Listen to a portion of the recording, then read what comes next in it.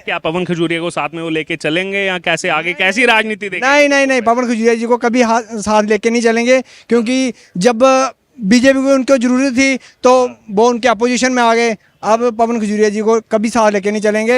ये इतने पुराने हो चुके हैं ना, इन्होंने इतना लूटा हुआ है ना, क्या रमन भला हो गया, क्या लाल सिंह हो गया, कोई काम नहीं लूटा हुआ, सारी पब्लिक को पता है। 12 साल वो भी एमपी रहे थे।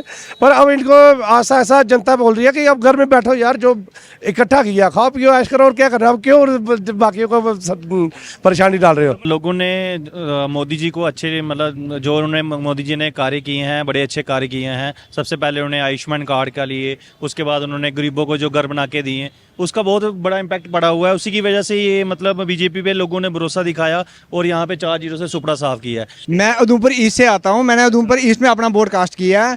तो मुझे बड़ी खुशी है, मेरे प्रत्याशी जो RS पठानिया जी, वो चाहे प्रत्याशी बीजेपी के प्रत्याशी ओ हमारे प्रत्याशी बीजेपी से थोड़ी है, वो 2100 वोटों से ही जीते, मगर जीत हासिल की उन्होंने। 8 अक्टूबर 2024 बेसब्री से इस दिन का इंतजार था, क्योंकि 10 साल बाद जो जम्मू कश्मीर में विधानसभा चुनाव हुए उनके नतीजे जो है अब आ चुके हैं। इस समय हम मौजूद हैं उधमपुर में, और उधमपुर की अगर बात की जाए तो 4 विधानसभा सीटें हैं और 4-0 से बीजेपी ने क्लीन स्वीप कर दिया है। अहम बात यह है कि यहां पर जो पैंथर्स पार्टी, आज से 2 दशक पहले जाएंगे तो उधमपुर पूरा गढ़ हुआ करता था, पूरे उधमपुर पर पैंथर्स पार्टी जो है उसकी विजय देखी जाती थी, लेकिन आज इस पैंथर्स पार्टी का पूरे तरीके से सुपड़ा साफ होता हुआ यहां से नजर आया। आइए, स्थानीय लोग हमारे साथ मौजूद हैं इस समय उधमपुर शहर में, हमारी मौजूदगी है गोल मार्केट में, बात करेंगे इनसे।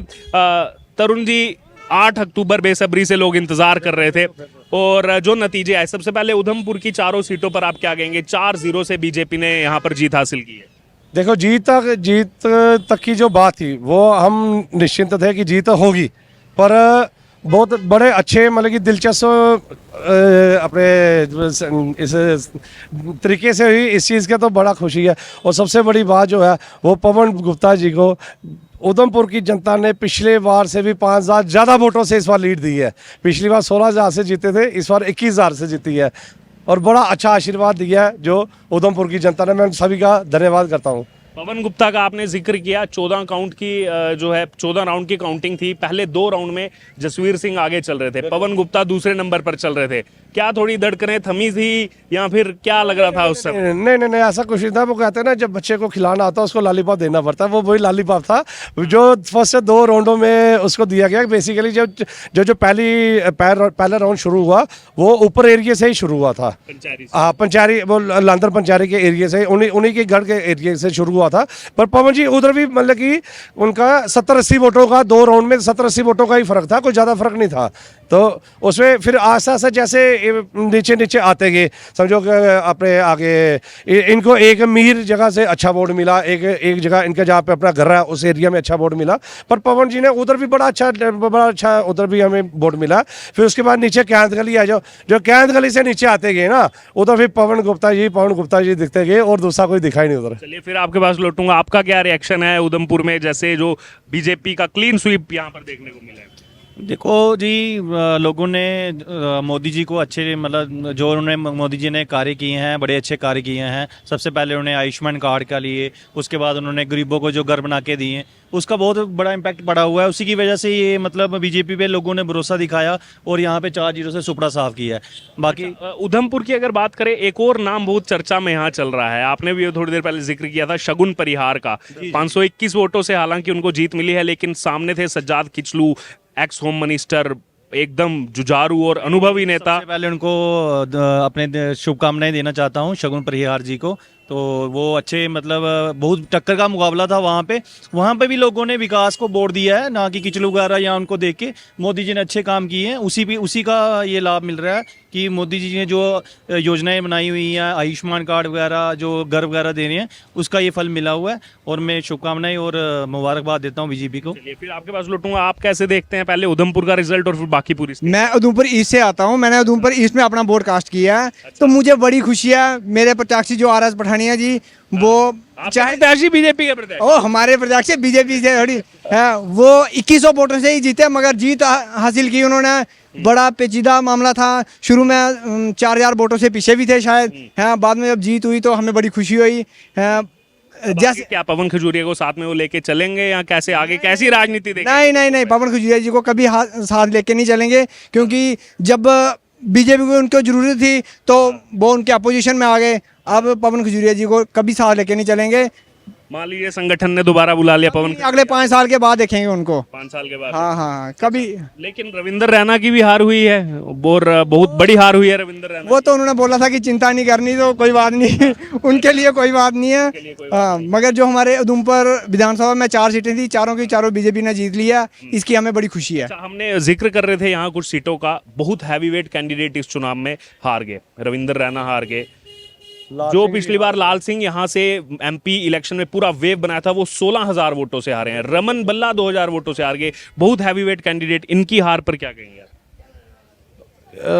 अब कहते हैं ना, जब ये नहीं अफसोस तो नहीं, पता क्या, ये इतने पुराने हो चुके हैं ना, इन्होंने इतना लूटा हुआ है ना, क्या रमन बल्ला हो गया, क्या लाल सिंह हो गया, कोई काम नहीं लूटा हुआ, सारी पब्लिक को पता है। 12 साल वो भी एमपी रहे थे।